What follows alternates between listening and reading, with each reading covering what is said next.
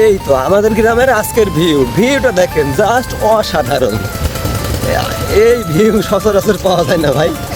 এমন ভিউ যদি আপনারা দেখতে চান তো আমাদের গ্রামে চলে আসেন।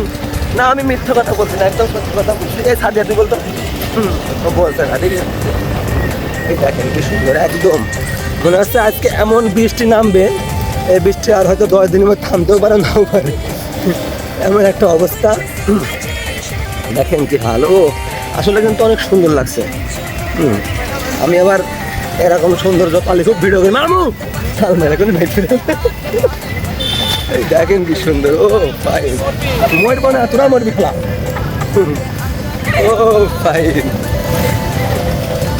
দাঁড়া, আবার এইটা সেই ইসলামপুর স্কুল। এই স্কুলে ছোটো ছোটো বাচ্চারা পড়ে। ওয়াও, আজকে হয়তো বাড়িতে যাওয়ার পর গ্রামে থাকতেও পারি, নাও পারি। মনে হয় আমাদের গ্রাম আজকে শেষ করে দেবে এই মেঘে।